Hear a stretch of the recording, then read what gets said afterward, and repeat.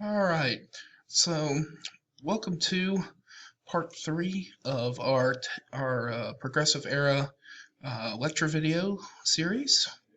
And so, just to kind of go over quickly. So, for section part three, where we learned about Teddy Roosevelt's Square Deal, we'll be looking at as president, Theodore Roosevelt wanted to give citizens a square deal through progressive reforms.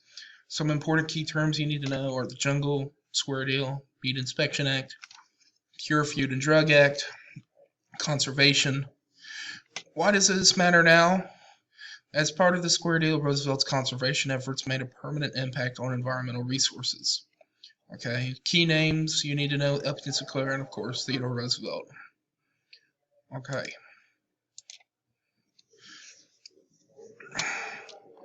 Um, so, our story begins today where President McKinley is at the Pan American Expo in Buffalo, New York on September 5th, 1901. And while shaking hands with people, Leon Czolgosz is an anarchist. He pushes McKinley's hand out of the way and shoots him with a cleverly disguised gun inside a bandage.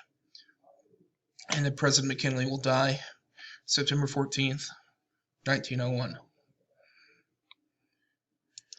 And Teddy Roosevelt is going to immediately become the 26th president after the assassination. And he wasn't supposed to be president. Now, the political bosses of the day, had, as well as the big business leaders, have always thought Roosevelt was impossible to control. If they think he's bad now, well, they're not even going to be close to finding out what happens next. All right, he was born into a wealthy family. He had severe asthma, but he didn't let it stop him. He took up activities like horseback riding and shooting, things that kept him active. All right. At Harvard, he boxed and wrestled.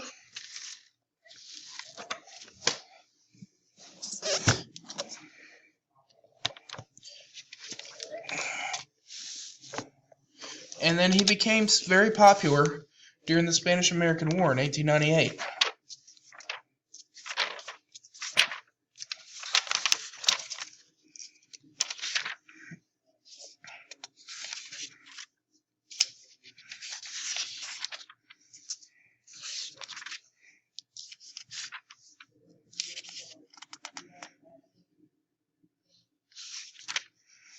Okay.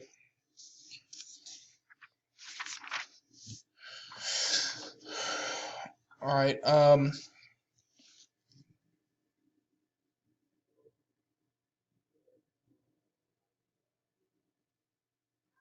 right. All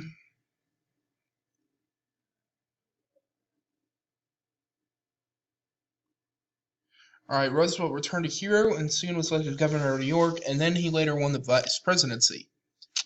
All right, we've already covered that. All right, Teddy Roosevelt became the youngest president ever at age 42. Unlike previous presidents, Roosevelt soon dominated the news with his many exploits.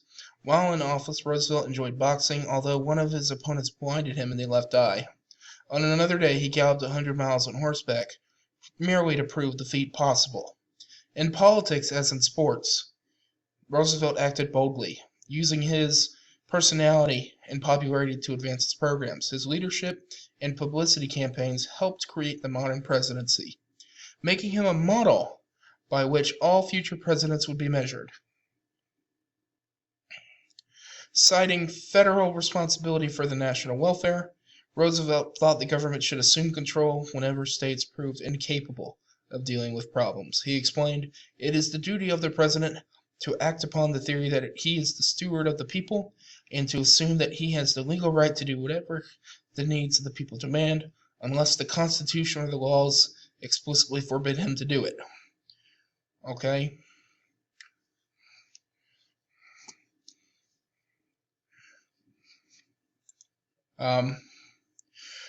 When the president spared a bear cub on a hunting expedition, a toy maker is going to market a new popular product called the teddy bear. Now, Roosevelt saw the presidency as a bully pulpit from which he could influence the news media and shape legislation. If big business victimized workers, then President Roosevelt would see to it that the common people received what he called a square deal. and this term was used to describe the various progressive reforms sponsored by the Roosevelt administration. All right. And unlike past presidents, Roosevelt is going to set a national agenda.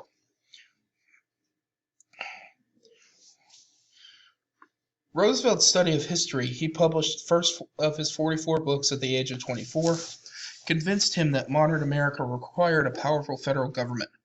A simple and poor society can exist as a democracy on the basis of sheer individualism, Roosevelt declared, but a rich and complex industrial society cannot so exist. The young president soon met several challenges to his assertion of federal power.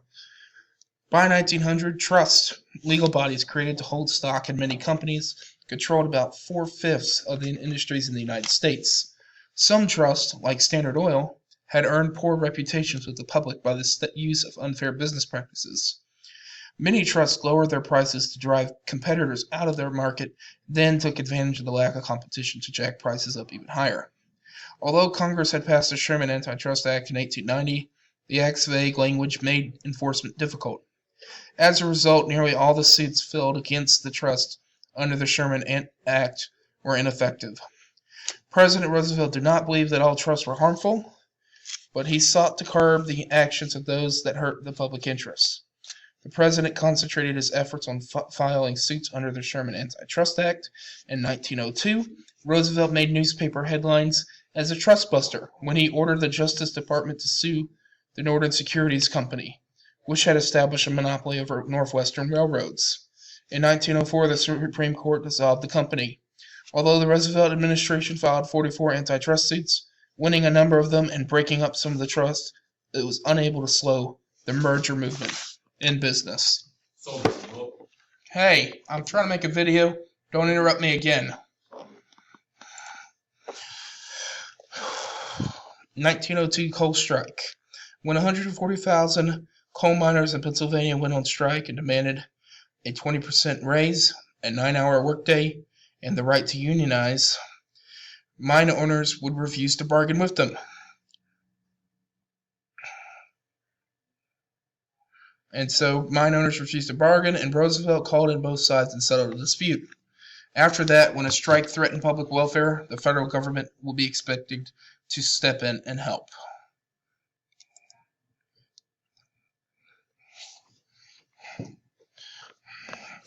All right.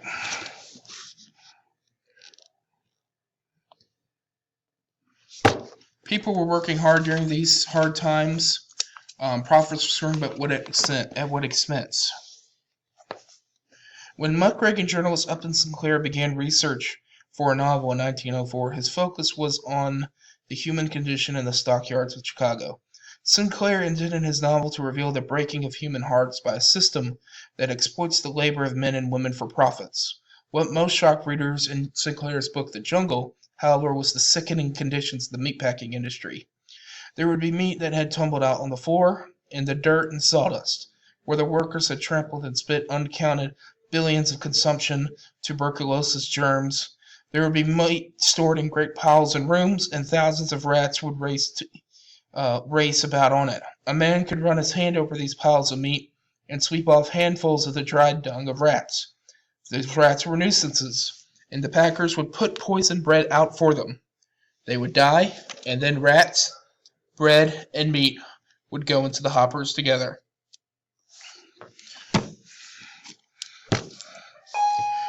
And so the Meat Inspection Act is going to be partially due to the credit of Sinclair's The Jungle. Roosevelt was suspicious of the book, but he spent his own men, his own aides, in to assess the issue. And the aides were revolted despite the efforts to clean the place up.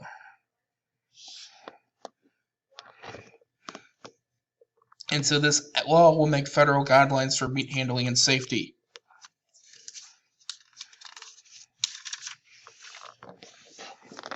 Before any federal regulations were established for advertising food and drugs, manufacturers had claimed that their products accomplished everything from curing cancer to growing hair. In addition, popular children's medicines often contained opium, cocaine, or alcohol.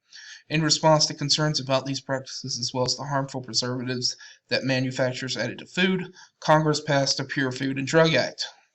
This halted the sales of contaminated food and medicine. It's also going to make truth in labeling important, and it helps create the Food and Drug Administration.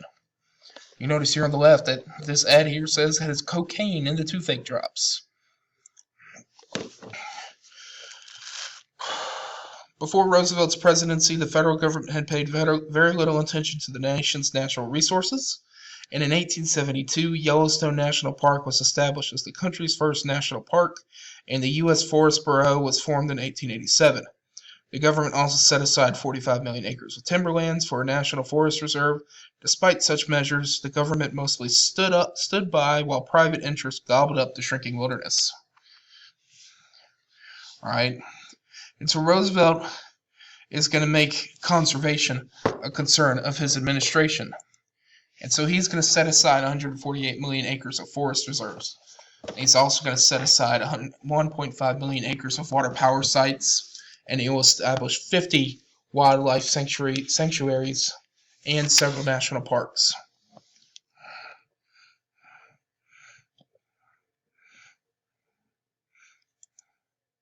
All right, you can see the list here. Although Roosevelt did fail to support civil rights for African Americans.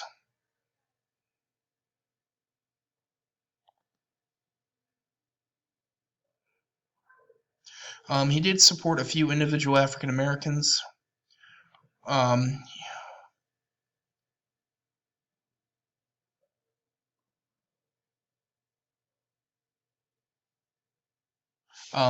He did support a few individuals, such as Booker T. Washington, who was kind of the leading African American, kind of the guy leading the movement for African Americans during that time.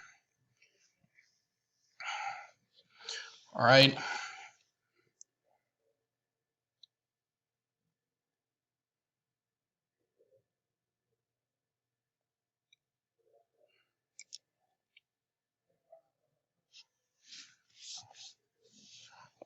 All right. In 1909, you're going to see, in response to some things, we'll see a number of African Americans and prominent white reformers are going to form the National Association for the Advancement of Colored People, better known today as the NAACP. Had 6,000 members by 1914. And the goal of this organization is going to be full equality among the races. The means to achieve this was through the court system.